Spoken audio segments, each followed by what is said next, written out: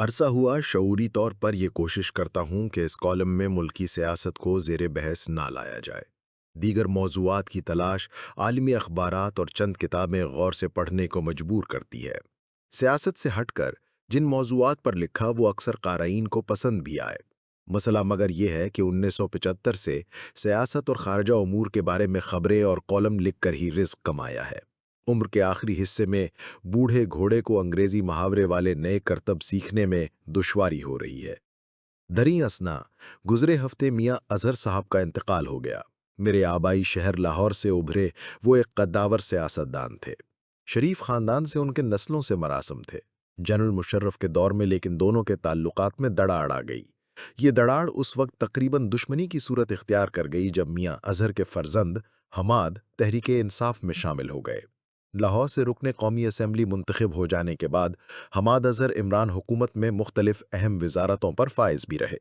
मेरा इनसे ज़ाती ताल्लुक़ लेकिन उस्तवार न हुआ। मियाँ अजहर साहब से भी गर्म जोश कुर्बत मुयस्सर न थी। अपने बुज़ुर्गों की बदौलत उनकी ज़ात, ख़ानदान और रुझानात से शनासाई अलबत्ता हासिल थी। उनके इंतकाल की खबर मिलने के बाद मैंने मियाँ अजहर की शरीफुन नफ्सी बयान करने के लिए फ़कत एक वाक़या पर मबनी कॉलम लिख दिया। इस कॉलम में ये बयान किया कि कारगिल की वजह से मुशर्रफ और नवाज शरीफ के दरमियान इख्तलाफात बढ़ना शुरू हुए तो इन हाउस तब्दीली की बात चल निकली। मैंने मज़कूरा तनाजुर में रिपोर्टर की मशक्क़त की बदौलत ये नतीजा अखज़ किया कि अगर नवाज शरीफ को कौमी असम्बली में पेश हुई तहरीक अदम एतमाद के ज़रिए हटाने का फ़ैसला हो गया तो मियाँ अज़हर उनके मुअस्सिर तरीन मुतबादिल साबित हो सकते हैं। अपने जहन में आए इस ख्याल को उन दिनों अंग्रेज़ी में लिखी प्रेस गैलरी में बयान कर दिया।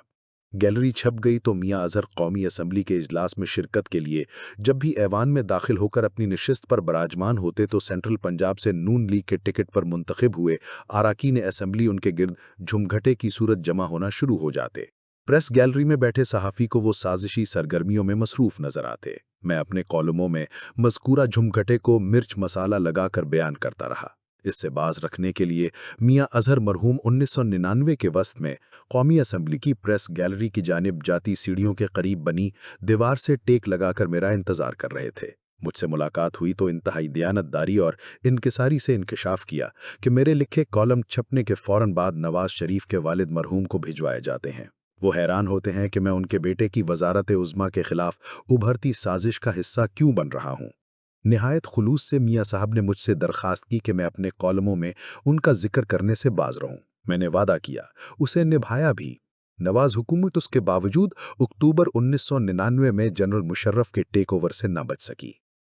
मियाँ अजहर मरहूम के बारे में छपा कॉलम सोशल मीडिया पर पोस्ट हुआ तो नून लीग के बेशुमार मेरी दानिस्त में किराए के परस्तारों ने मुझे सख्त तनकीद का निशाना बनाया। उनका ख्याल था कि मियाँ अजहर साहब की रहलत के बाद मैं उनके बारे में मुजम्मती कॉलम लिखूंगा। लोगों को ये बताऊंगा कि मुस्लिम लीग काफ के क़याम और उसकी क़यादत संभालते हुए मियाँ अजहर मरहूम ने शरीफ खानदान को जो उनके दुख सुख का साथी था धोखा दिया, उनकी पीठ में छुरा घोंपा। मेरी बदकिस्मती के पुरानी वजह का सहाफ़ी हूँ। किसी की मौत की खबर मिले तो उनसे मुताल्लिक अच्छी बातें याद रखने की कोशिश करता हूँ। इंजील के एक फरमान के मुताबिक मुझे ग़ैबत के ज़रिए मुर्दा भाई का गोश्त खाने की आदत नहीं। जब भी तौफीक नसीब हुई तो ताकतवरों के बारे में उन दिनों ही में कुछ तनकीदी फ़िक्रे लिखे जब वो फ़िरौने वक्त बने हुए थे। मुझसे नावाकिफ नक़ाद मेरे लिए गुमनाम थे। उनमें से किसी एक को भी मैंने कभी सड़क पर पुलिस की लाठी खाते नहीं देखा। बकौल इकबाल ऐसे अफराद गुफ्तार के गाजी हैं। मोबाइल फ़ोन पर वाही तवाही बककर खुद को इनकलाबी साबित करने की कोशिश करते हैं। तहरीक इंसाफ के फद्दाइन का भी यही आलम है। चंद दिन कबल उनकी जमात के इंतहाई सीनियर रुकन और साबिक वजीर खारजा शाह महमूद कुरैशी 8 मई के हवाले से कायम हुए फ़कत एक मुकदमे में बरी हो गए। सोशल मीडिया पर उनकी ज़ात पर कीचड़ की बाल्टियां बरसना शुरू हो गईं। साजिशी कहानी ये चली कि शाह महमूद कुरैशी को माइनस इमरान तहरीक इंसाफ के क़याम के लिए लॉन्च किया जा रहा है।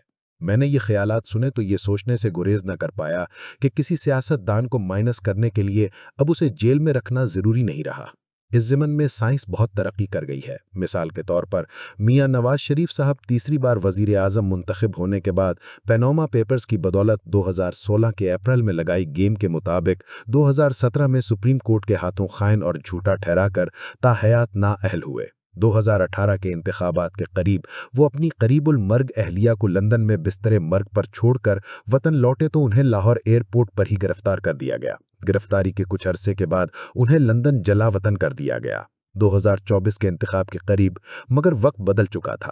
میاں صاحب ان انتخابات میں حصہ لینے کے لیے وطن لوٹے تو اسلام آباد ایئرپورٹ پر ہی ان کا بائیو میٹرک ہوا اور چند ہی دنوں بعد وہ دوبارہ انتخاب میں حصہ لینے کے قابل ہو گئے۔